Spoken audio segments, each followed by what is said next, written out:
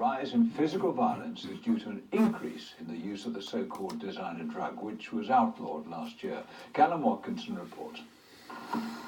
In March this year, Simon Snooks was called to treat a patient who had been using the synthetic drug Black Mamba. The patient thanked the paramedic for his care by punching him on the chin.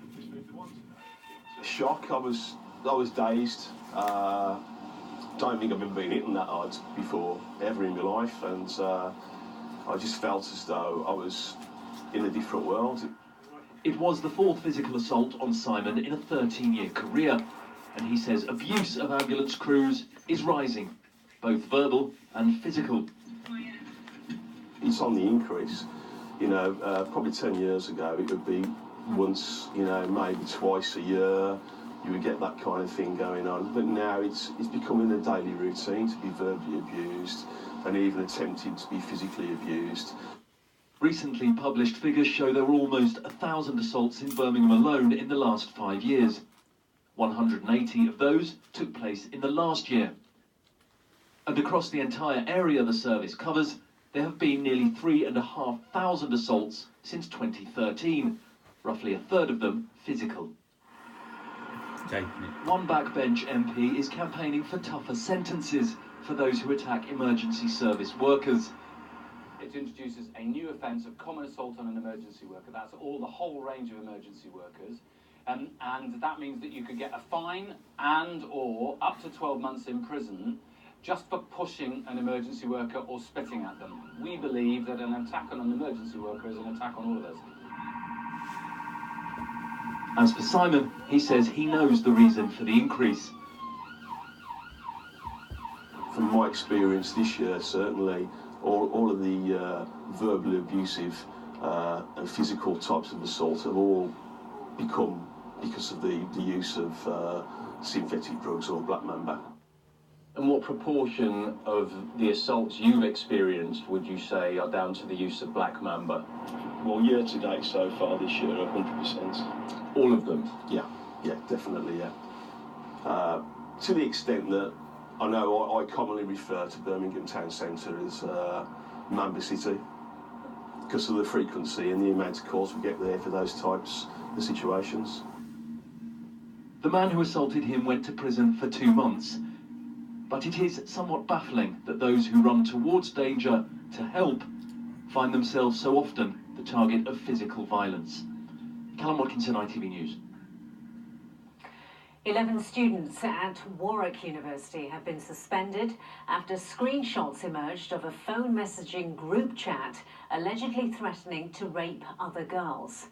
The messages came to light after 3 formal complaints were made to the university, with dozens of screenshots of the alleged remarks provided as evidence. A spokesperson from the university said a possible student disciplinary incident is currently being investigated. West Bromwich Albion has become the second Midlands side in under a week to get relegated from the Premier League. The club won much praise for their recent revival under caretaker boss Darren Moore, but it was results elsewhere that sealed their fate into the Championship. Let's go now to our sports correspondent Steve Clamp at the Hawthorns. And Steve, they did fight to the very end, but it wasn't enough, was it? No, it wasn't. A recent revival by Darren Moore in charge of the team saw them beat the likes of Manchester United at Old Trafford. What a shock that was. They beat Tottenham here. Big results, but to be honest, it was too late by then. And as you say, it wasn't actually their doing in the end, getting relegated. It happened last night. Let's see the goal that effectively saw West Brom go down. It was scored by Southampton's Manolo Gabbiadini in the 72nd minute against Swansea. That meant Southampton would stay up, and there was no way of West Brom being able to claw their way out of the relegation places. So after 8 seasons in the top flight, they are down, and this is what the fans had to say today. Sad. Very sad. But being a fan for 18 years, I've been up and down with them every time. This time will be no different. I will still be getting my season ticket.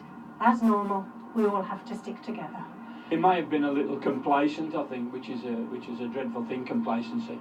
And I think we thought that this season, based on the squad that we'd assembled and our previous track record, and we thought we were stable. It's the one season when you didn't think you'd go down, and it's happened. 3 crucial decisions: getting rid of Tony Pulis. I was always pro Pulis. Appointing Alan Pardew, God bless him, which I think was the wrong appointment, and then clinging on to him for too long. And those are the 3 key decisions this season that have affected us.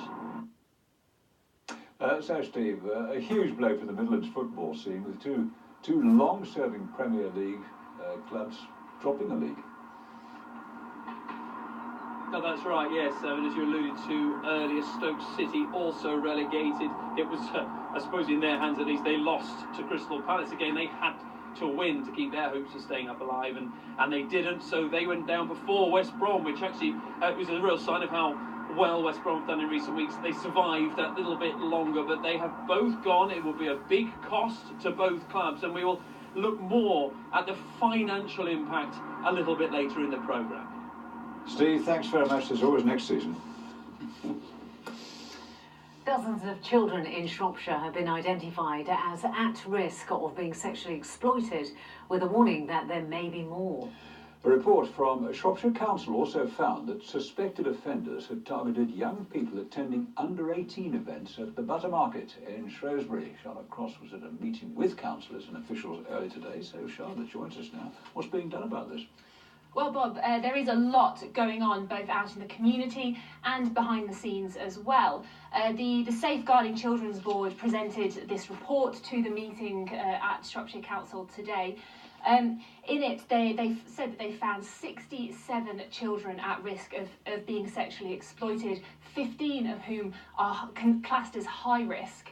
Now, during the meeting, we heard from the board, we heard from councillors, we heard from police, and they said they're working with hotels and venues to try to train them in how to spot the signs. They're also training taxi drivers as well. Now, the council says it realises there is a long way to go, but says that they're determined to do it the right way. We know it's a national issue. Shropshire is not in denial. We're not immune from the CSE. It is happening here in Shropshire. It may be a different picture than elsewhere, but nonetheless, we are absolutely dedicated and committed to doing what we can to minimise those risks. And Charlotte, what's really worrying is teenagers being targeted at these under-18 events. Yes, well, what this report says is that perpetrators were dispersed from under-18 nights at the Butter Market, which is a club in Shrewsbury. I actually spoke to the club earlier on today, and they insist that no one over the age of 18 has ever been allowed into one of these nights. So this is people operating in the vicinity of the club knowing this night is taking place. They said they take safety very, very seriously, especially on nights like this, and they're also training their management and security in how to spot the signs. I also spoke to the head of the Safeguarding Board to ask them how they are trying to prevent this from happening. Perpetrators of child sexual exploitation don't recognise boundaries, they don't recognise the legislation, and they will look to exploit any opportunity they have. To Shropshire's credit, and particularly those who work in the nighttime economy, they work together as a group of partners, they understand the risk, they are able to identify people who they believe may pose a risk and take a robust approach to them when that happens. Well, part of that action plan is actually the launch of something called Club Angels. They're a similar sort of thing to the street pastors that we've seen around. They'll be going into these clubs and trying to spot the signs and making sure children are safe. This all, of course, comes after the Telford and Wrekin Council launched their own independent inquiry into the scale of child sexual exploitation there as well. Now, this is a national problem, only made worse really by social media. We heard today that the police are actively monitoring between 50 and 100 apps and games which offenders are using to try to get into contact with children. Some forces, in light of that, are actually coming up with their own ever more imaginative ways to try and educate children in how to spot the risks. And Chris Jepson actually went along to see more about one of these schemes. Imagine, all right, what a silent disco, get the dancing going, we're at the party. You have all been invited to our pop-up party. Imagine alcohol is used to lure victims in your city or town, and that leads to drugs-fueled parties behind closed doors. In places, a little something like this. I don't want you to be terrified. But in this house party, the children aren't under threat. They're role-playing and learning with fake alcohol and drugs. So you're with all your mates? Have you looked out for your friends? You two, you've been held back. What's happened? Where's all your mates gone? Where have they gone? Oh, I don't know. You're now potentially locked in a room and you're under the influence of drugs. Under the influence of alcohol. Have you got your phone? No. No? Have you got any means of contacting anybody? Beer and drugs goggles on, their vision distorted, making coherent decisions could be difficult. When the drug goggles, it made it look like there was two people. I kept holding my friend the full time because I was trying to make sure she was okay as well as I. Made you feel more scared because you didn't know what was going to happen. This safety work session is a direct response to recent grooming cases. Run by PCSOs, the building houses a mini city with its own city centre, hospital, shops and police station. Like, so much more things can happen than I actually knew. Like, you could get raped, you could get killed, like you could get trafficked. Like, you're not in control of yourself, so anything could have happened. Like, before that, I just thought you have a party and then leave. It was so incredibly real, and we learn about it at school, but you never really see it set out like that, and I'm more aware of the risks. And raising this awareness is imperative for cities and towns across the UK. Officers at Safety Works surprised at how little knowledge the children have about grooming. We thought they would have a much better understanding, you know, because it's out there on the media, it's out there in the news, but very limited. Usually within about 20 minutes, half an hour, they've got a grasp with it and exactly what it is and realise that their life needs to change. A lot of them will tell us as they leave things that have to change online, things that have to change when they're out and about, finding their independence. Tackling grooming continues in many forms. Law and order, morning raids to help vulnerable people, crackdowns on illegal taxi drivers, and engaging with the nighttime economy.